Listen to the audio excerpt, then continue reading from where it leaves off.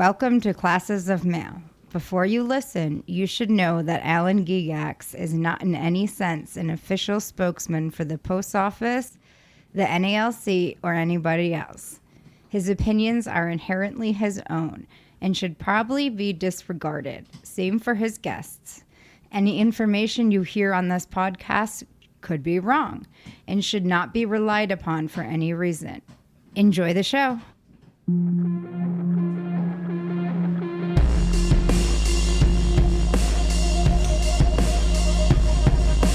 Classes of Mail.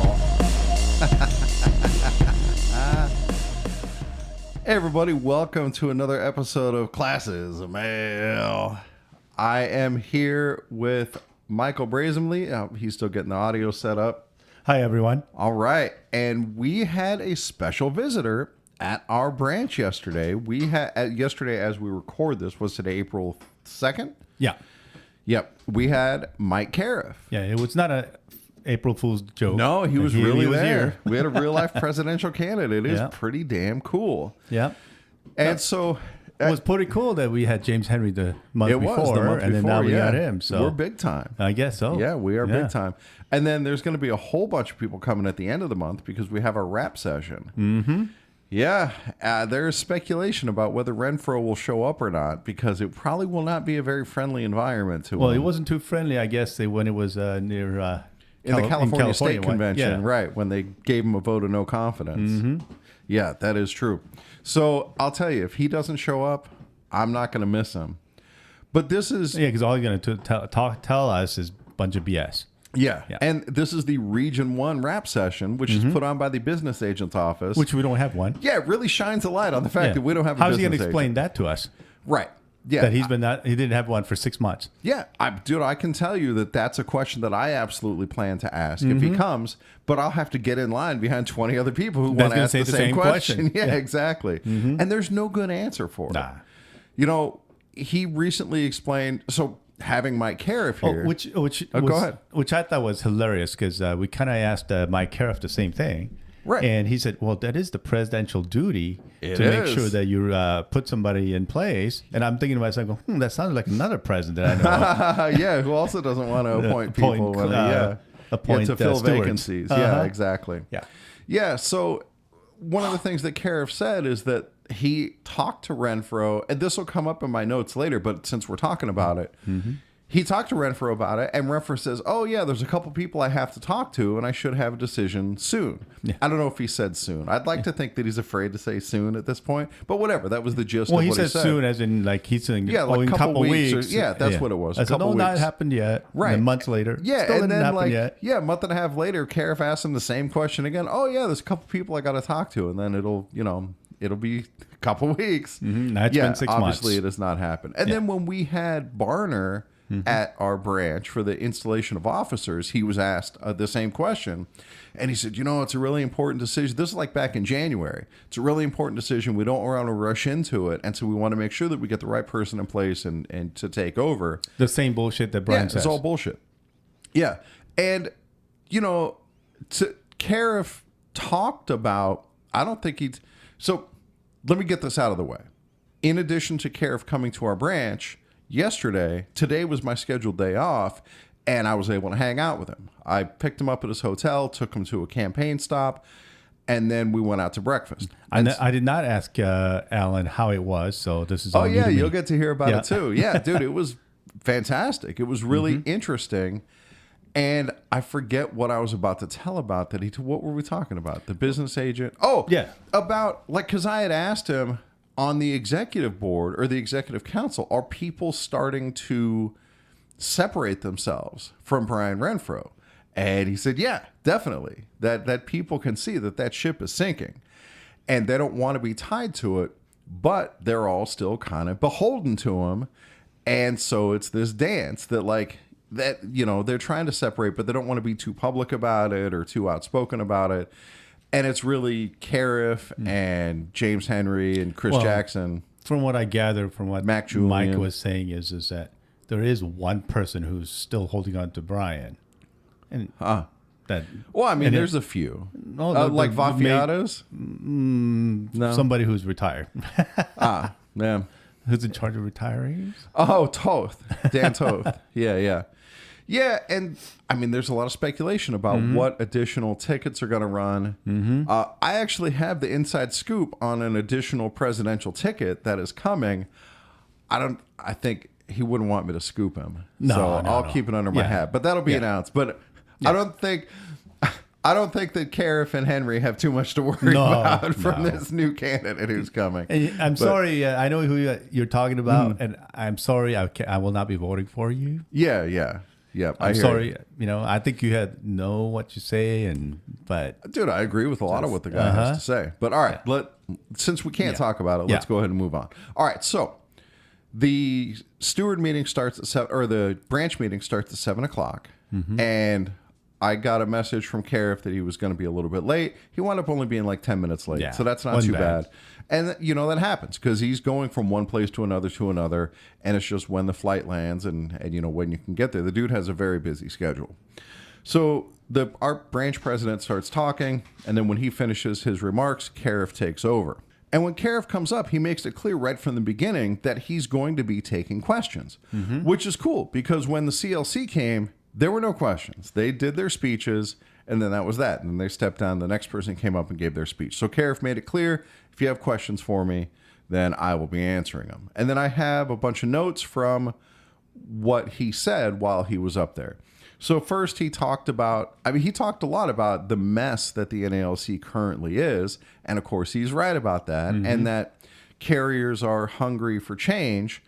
And he said that, going up to this election, it had always kind of been just the next man up.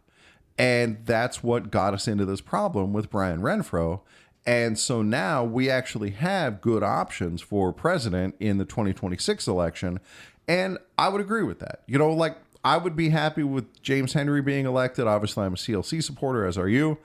But I'd be happy if Mike Caref got elected too. Either one of those are going to be fine. And in talking to people from all over, I know that's still something of an echo chamber, but I hear there are a couple of things that Mike said that I did not agree with. All right, well, we can certainly get to those. But as far as who people are supporting, I hear, Henry certainly has the majority, and then Caref's movement is growing.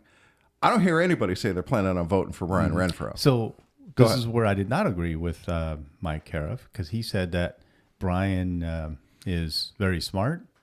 I don't think so. I would agree with Caref on that. Renfro comes across as smart. And you can come across smart, but strategically, I don't know about.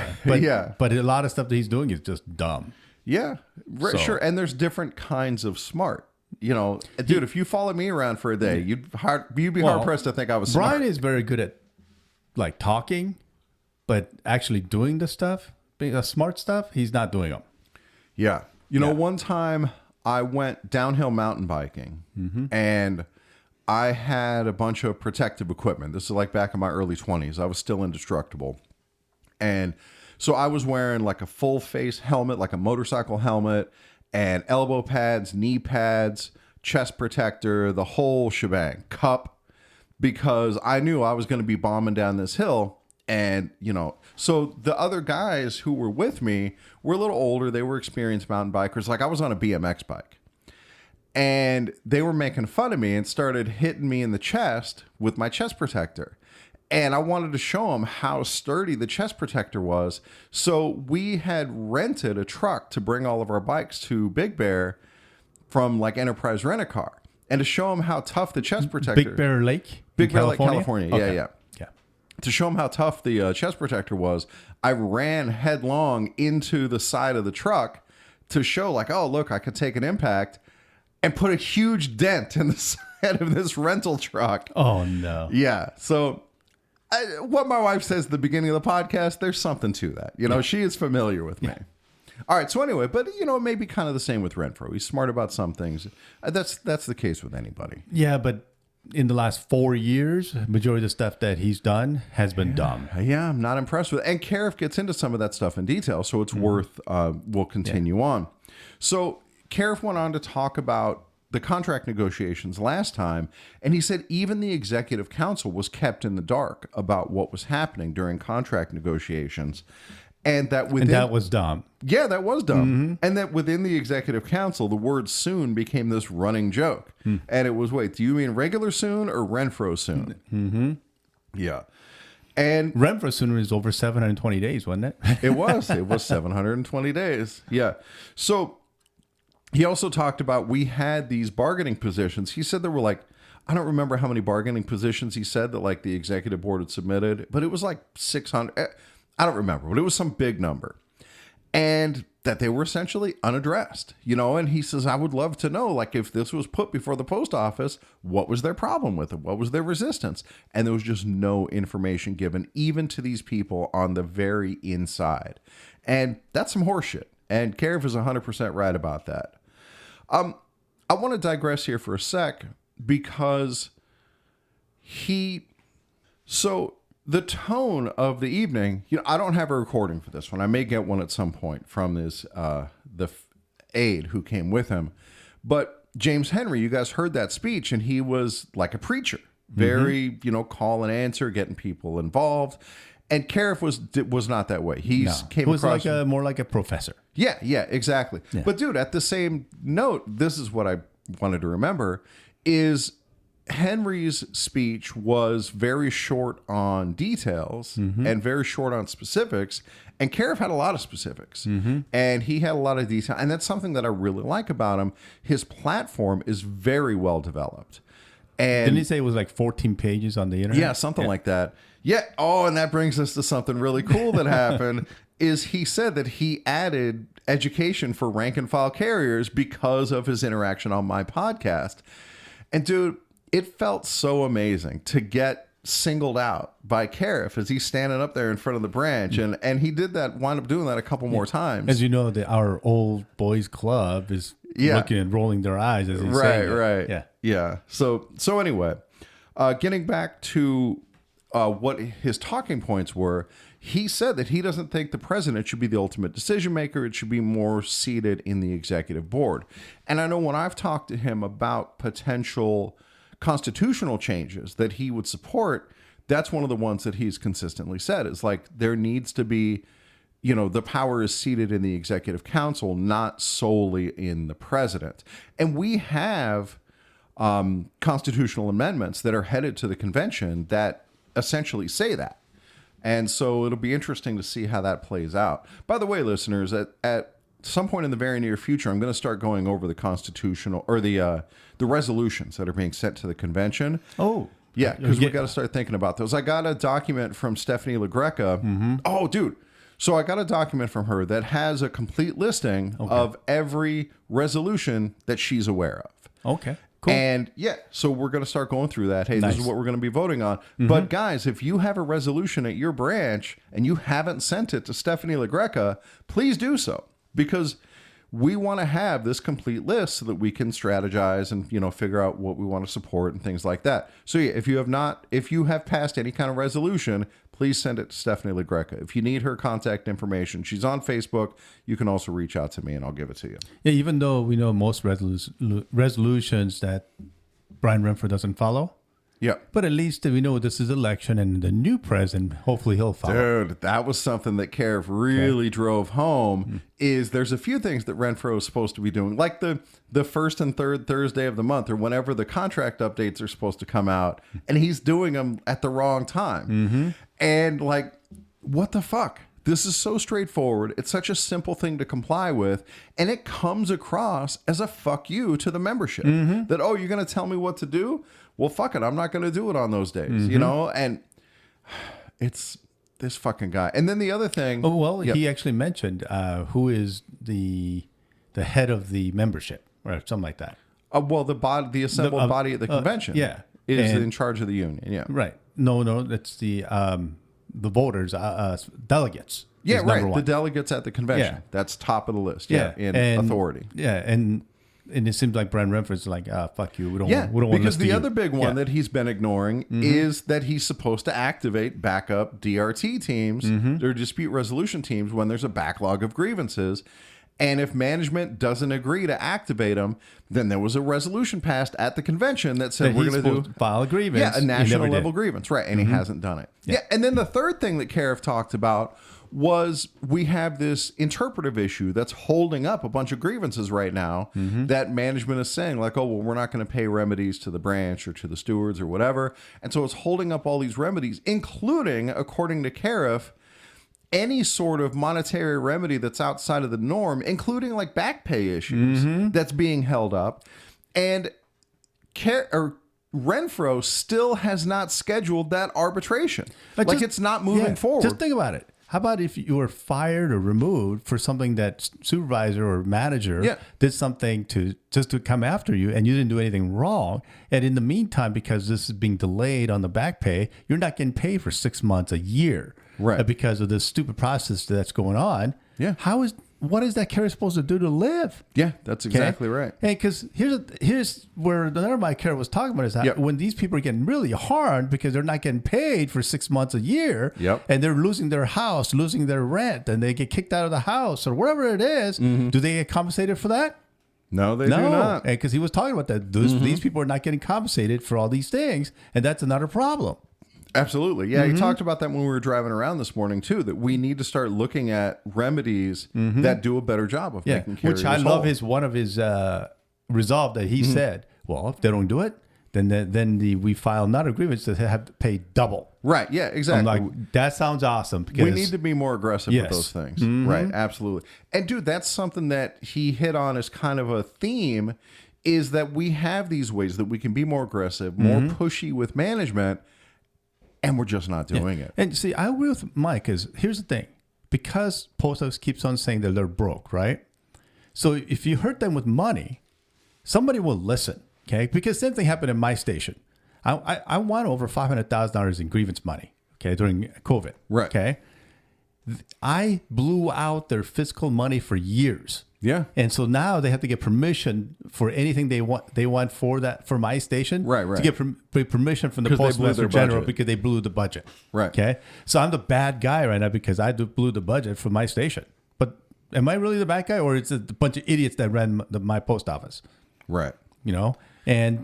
Because of money, now they got attention and they're trying to follow the rules. Yeah. Right. Yeah. Which is that's the point, right? That's the accountability we need. The idea behind the grievance process, it's not even to get money for the carrier. It's to stop the violations from continuing to happen. Yep. All right. So Mike went on to talk about that he had considered running in 2022 against Renfro, and I guess it would have been against David Noble as well. But people talked him out of it because he was already a business agent. He was on the executive council, and he said that his thinking was, well, there's 28 of us on the executive council, and we all have influence, and we'll all work together. And so that can, like, even the playing field, that we're essentially like this check against the president. And he said that, as it happened, in reality, that did not happen at all. That Renfro just does what he wants to do, and that's all there is to it. Yeah, complete. Did something that everybody else did want. Yeah, dude, and he let us in on some insights about how the executive council runs. Like, for example, just like our branch meetings, there's no agenda given out before the meeting.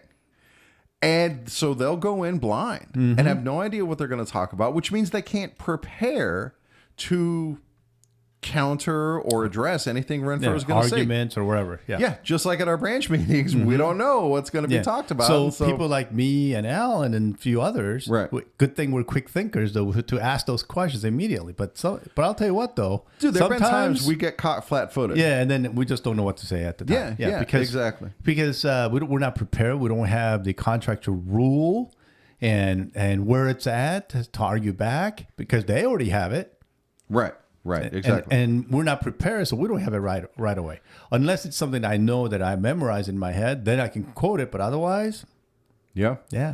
Okay, I'm at the point in my notes where it does actually say what he said about the proposals. On the 2023 contract, the executive council put forth more than 200 proposals.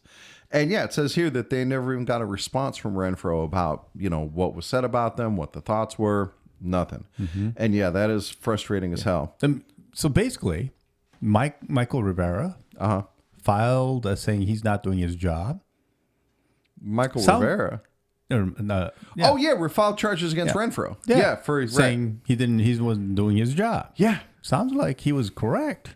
It does. Yeah, it sure does. Yes, indeed. So going on, he talked about the need for better pay, which is obvious. And, he makes the same argument that Corey makes, that, the law makes, that we're required to be paid comparable to the private sector. Because of the Postal Reform Act. Act says that we have to match with the current... pay and benefits comparable to the private sector.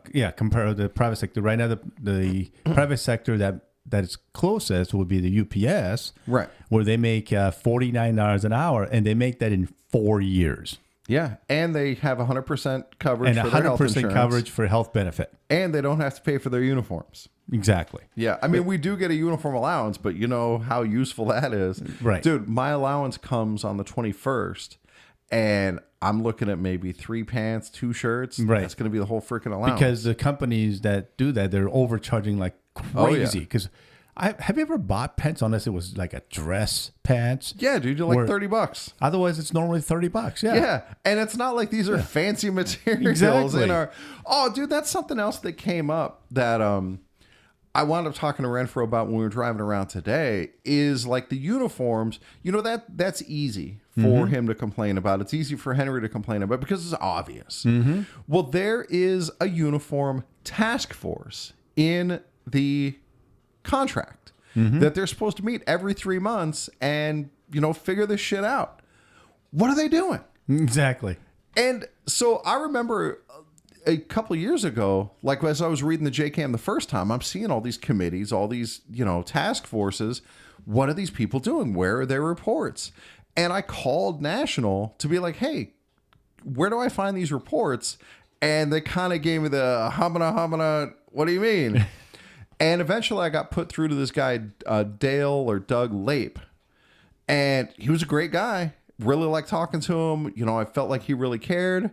But his only answer was that, well, when they come up with good ideas, that's where the M documents come from. That union and management comes to an agreement, and that's where some of these documents come from.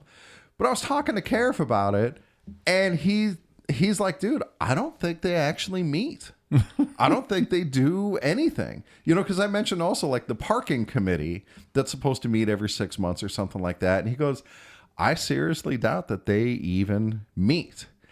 And I'm going to have to get back at National again and be like, hey, what's this committee doing? Specifically the uniform committee. Well, that's a great question, because how many committees do we have at National? After I did the JCAM series before, I went through and tabulated all of them, and there were like 17 different committees that all meet at different times. We should go over that. I probably still have a document on this tablet somewhere that has the different committees. We should go over all the committees and see what do they do. And dude, I remember searching the PDF and putting in the word committee. And how can you be part of that committee? Dude, exactly. Yeah. That's what I said to Caref. I'm like, dude, because when I picture what they're doing, they're just getting together, having a catered lunch, and enjoying their afternoon. And free vacation? Yeah. But like the hard work of figuring out this goddamn uniform allotment, apparently they ain't doing that. Dude, a fucking mess. All right. So what else? I definitely think we should have an episode on all the committees. Yeah, the committees. Yeah. I think that'd be good. So you know what, dude? This would actually be a good reason to write to National, is to say, hey, I'm going to be doing an episode on this. Where do I find what the committees are doing, where the reports are, things like that? I wonder if Nicole Ryan would be the best. That's exactly right. Yeah, because she's kind of the documentarian for the union. Right. Yeah, that's exactly right. Because and how to be part of that committee. Right. I think that would be a good thing to know too. Yeah, I'm very interested in how these people are selected. And it's all just appointed by Renfro. That seems like one of those sweetheart gigs where we'll fly you out to DC, we'll put you up in a hotel for a couple of days, you have some good catered food, give you a per diem. So is that only for his own friends? Probably. I don't know. Yeah. That's the question. Yeah. That's where maybe we should got to do some research on that and find some more stuff. Yeah. All right. That's on the agenda going forward. There you go. And by the way, listeners, if you have any insights on this, yes, please. Let me know. Yeah. All right. So Caref goes on to talk about the delay of mail and how we have to protect the letter carriers, USPS as an institution. Yes. And that means like dealing with customer service issues and fighting against the delay of mail. Yeah. Because right now we have a delay of mail in one of the carriers who got removed for delaying the mail through the OIG. Right. And he's saying that, but if management does it, nothing happens to problem. them. Yep, exactly. Which is bullshit. He should be, because you remember in the contract says any discipline has to be equitable to management. Right. And so if nothing's happening to them, then what the hell is going on here? Yeah. Yeah. So he also went on to talk about if you've listened to Caref's actual like policy episodes or read it, one of the things that he is pushing for is a monopoly on spurs. That if it fits in the mailbox, that we should be the ones who have like exclusive right to that, just like first class mail. And I love the idea. You know, I don't know if Congress would go for it. Well, technically, there's a lot of things that we should be like. First of all, management is the one who gave away the rights of having all of the parcels. That's why FedEx and UPS exist. Right, they came because into they existence. gave that away. Right. Okay, we had sole rights to all of that kind of stuff, and yet our stupid management gave that away. Right. And then now they're complaining we're not making the money or we're going broke because of their bad decisions. Yeah, and that's something that Caref went on to talk about. Is like he talked about the Postmaster General speaking in front of Congress, and the union should have been loudly responding to that, essentially saying, that we're trying to do our job, and when has management ever solved any of these problems? The solutions do not come from management; the problems come from management. So, and here's another thing too: is you got UPS, FedEx have their own planes. How come the post office is the only one that does not have their own planes? We had planes for a little while, but it wound up being not cost effective. No, from what I've heard, it was because the UPS and FedEx complained saying that we're taking their jobs away. Yeah, that's impossible. Okay, Yeah, that's I don't what I know the heard. details around that. But we did very briefly. I mean, not counting like But we still have pilots and stewardesses. Do you know that? No, I did not know that. For private jet. I wonder what that's true for. or not. Yeah. So Because how does the Postmaster General get around? That's a good question. Yeah, I don't know. Maybe because of the. Assume he because flies, the reason that I know that exists because that job is available for EAS employee. That's for the management employee. So there is a pilot job and stewardess job available in the post office. Yeah, there you go. Yeah, There's so many other things, but those popped out of my mind. I'm like, what? Yeah, that you should be flying on Spirit.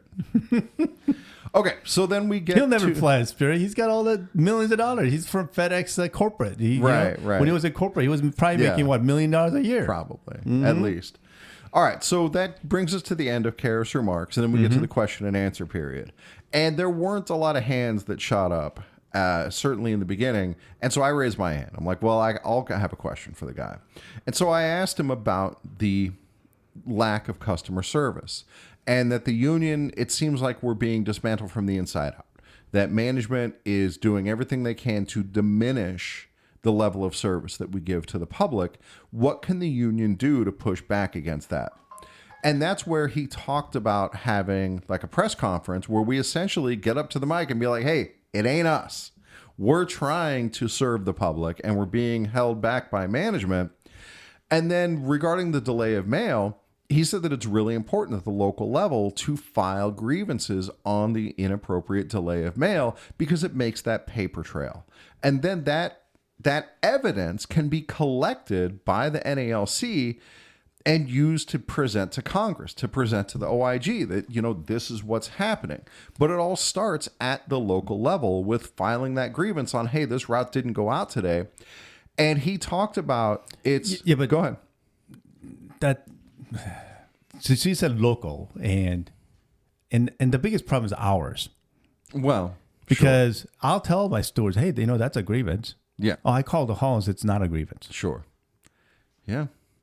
So he talked about filing the delay of mail grievance, and he mentioned Article 3 and Article 5, which are obvious, but he also talked about Article 8, which gives management the right to assign overtime for the purpose of delivering mail, of making sure that all the mail gets delivered. And he's right. So, obviously, yeah. Mike Caref is saying that we can file a grievance as a national. File a grievance.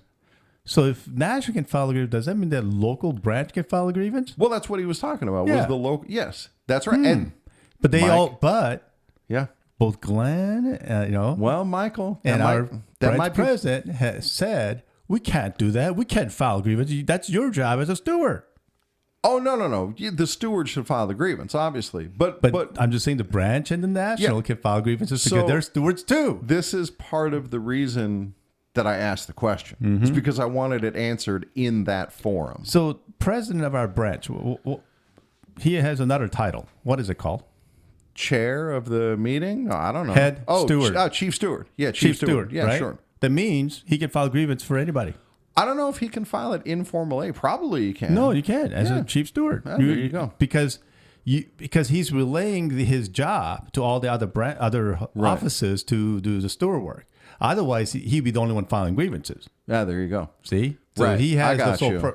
Yeah, that makes sense. So he can file grievances. Okay. But somehow, that's your job, not mine. Right. When he was answering the question about the delay of mail, and he's like, we got these different classes of mail, and he winked at me and all right, thanks, No, Mike. he pointed pointed at me. Yeah. So that was cool. That was fun. So anyway, But he pointed at you, but not at me. Oh, you were right next to me. That's close enough.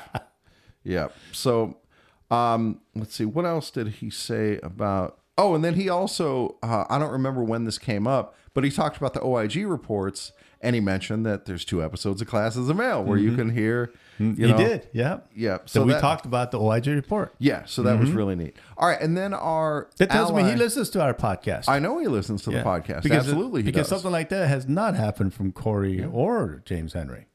Well, they don't talk about my reading of the OIG report. No, nothing. No, that's true. He just says, go and support Classes Mail. That's the only thing Dude, I I'll come take from his support. Corey. I mean, he's the big dog. Yeah, but nothing from James. James doesn't listen to podcasts. That's what he says, and I believe him. That regardless. Okay. Dude, I'm not here to say, you should be, singing my praises. I just take them whenever I can get them. Well, the reason I'm saying it's not just about us. I mean, like next generation carriers to Parcels of Knowledge, the Table 2 ticket to all these other, the CCA corner. Yeah, there's a ton. All those things that they could be mentioning, and they all want to come to the podcast, but it seems like the only one that's actually mentioned about them is now Mike Caref. I don't know. I mean, and Corey does that in his mentions a bunch of them. When Howard Comine was on Parcels of Knowledge, he mentioned Classes of Mail. Yeah, we're fine. We're doing okay. I know. Yeah. Okay, so moving on. Our ally Leslie had a question. Actually, on that. Okay, sorry, I'm veering off a little bit. Yeah. Okay. So I'm asking all those listeners. Because I think we provide a lot of good information. So does all these other podcasts, including Corey, to spread the word. Listen to our podcast. Say, hey, this is where we're teaching you guys what the rules are, what the JCAM is, and so on. Because Alan, he loves to read those articles of the JCAM. 8.5 was exhausting. And so tell everybody to start listening. Because I know that I got a message from Maine after I mentioned that I didn't get anybody from Maine. And I got that message. That was really cool. So I'm sure that people are listening. Come on, spread the word. Yeah. For all these podcasters out there. Right. That was neat. Yeah. Michael mentioned on a previous episode that he hadn't heard from anybody from Maine, and then somebody from Maine reached out. My family's from Maine. Hey, I'm a listener. So I want to put it out there in the ether that I have not been contacted by any Victoria's Secret models. And so if they're out there, drop a line. Say hello. Yeah, there might be a Victoria's Secret named John Smith. Might want to, Yeah. All right. So, I have open Spotify right now, and I'm going to go through on your prompting the other podcasts that I listen to, the Postal Podcast, because also I listen to the Scafacciverse podcast, where I am also a co-host over there, and there's some funny stories over there. It's very different from Classes of Mail, Scafacciverse. All right, but anyway, Postal Podcast. I listen to Next Generation Carriers, the 613 podcast with Bill Kriebel. Definitely like that one. It's good information, and he has interviews every episode with people in his region. Next, the Table 2 Ticket with Adam Crosby, Parcels of Knowledge. What else? From 8 Arbitration, of course. Parcels of Knowledge is Josh Shrum, right? Joshua Shrum, yep. And From 8 Arbitration with Corey Wellington. What is his? Corey Walton. Yes, of course. I'm and then he around. has the CCA corner on there also. Yep. CCA Corner is on there. There's another one here, Strategic Insights for Step B. Looks like that one hasn't. There's it's been one like for a year since that branch, forget in Louisiana. Branch I think. 458 Yeah. in Oklahoma or something. Oklahoma, yep. Yeah. So Delivering Solidarity.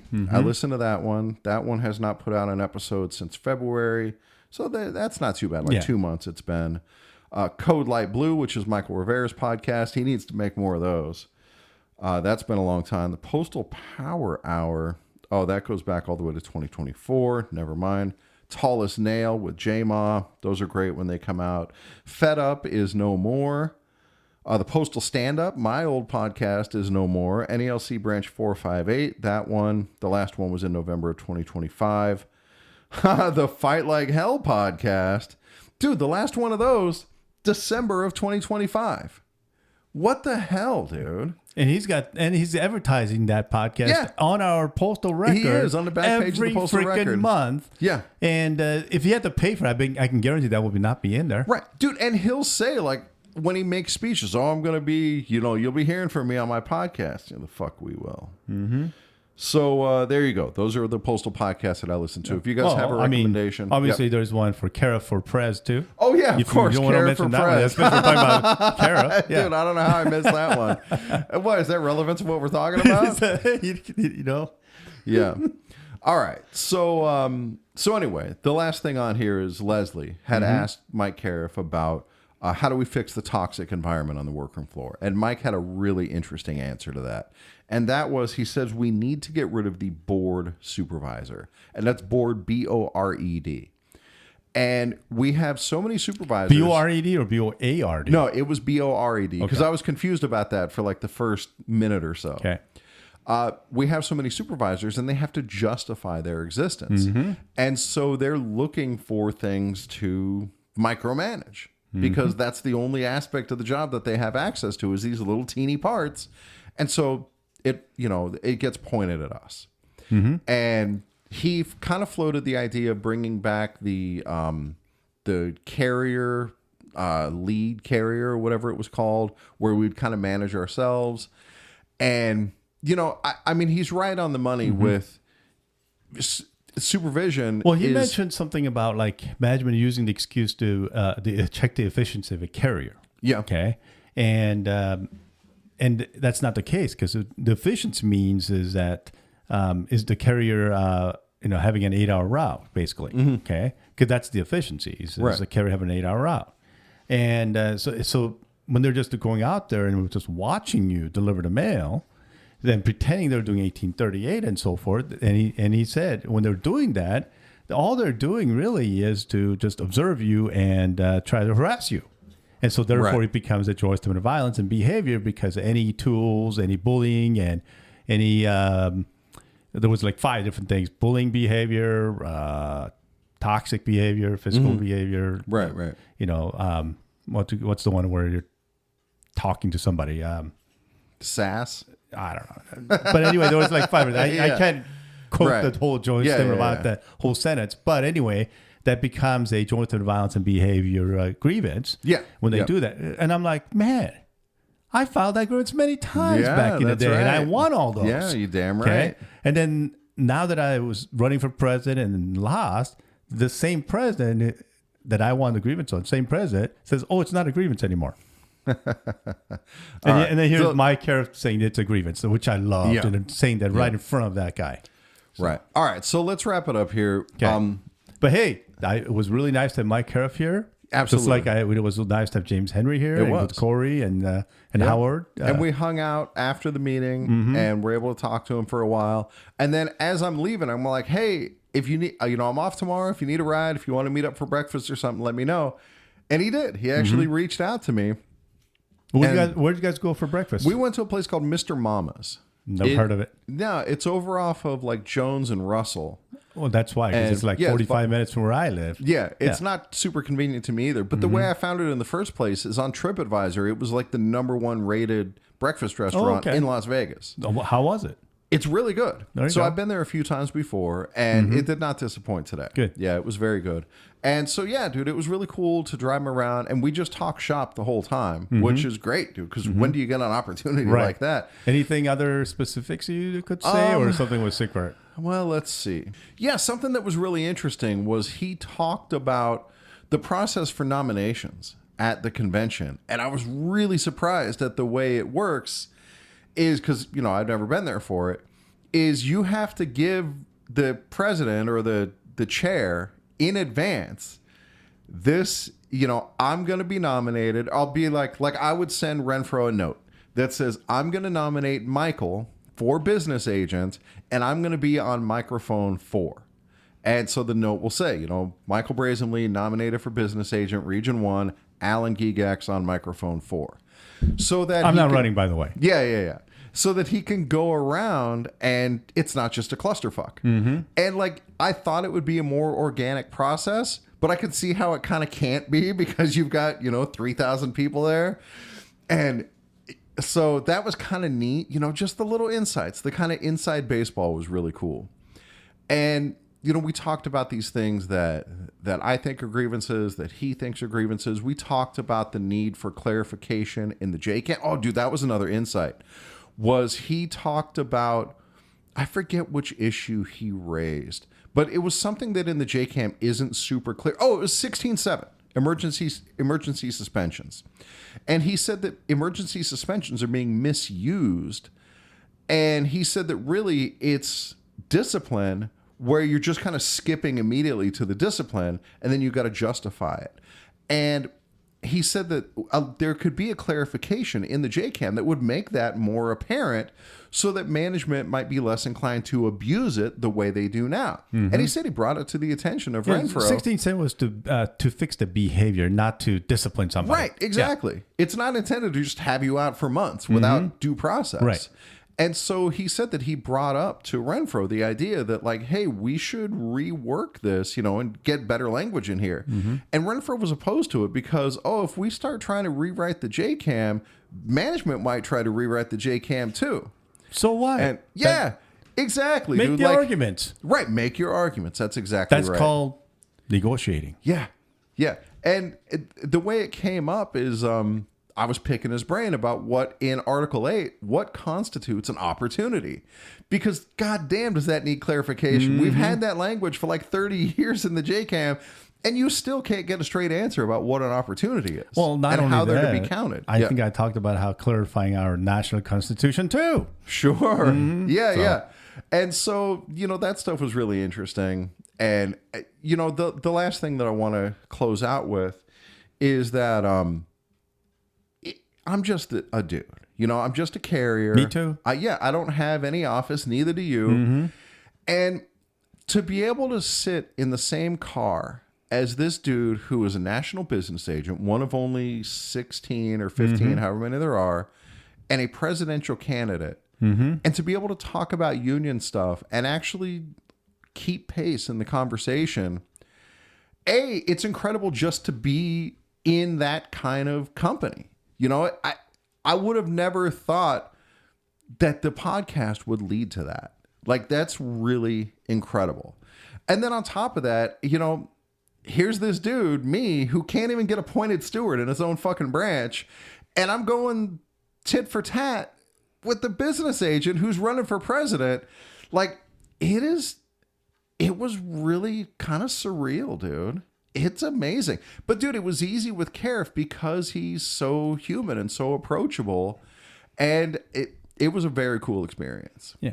So, Mike Caref had some good things that he was saying. I am still voting for CLC. Yep, I hear you. But that is still my intent as well. But if a lot of things that's happening at Branch 70 could change my mind. Dude, as we record this, we're like a week away from Michael Rivera, presumably getting railroaded. And you can bet I'm going to be shouting about it. Well, there's the next episode coming up where I want to talk about the NALC, and that's a big part of it. Ah, there you go. Yeah. All right, we'll save it for another time. For that episode. Yeah, so that'll wrap us up here. So, Michael, thank you very much for coming on. Good to talk to you. And everybody else, thank you very much for listening. And we will catch you all next time.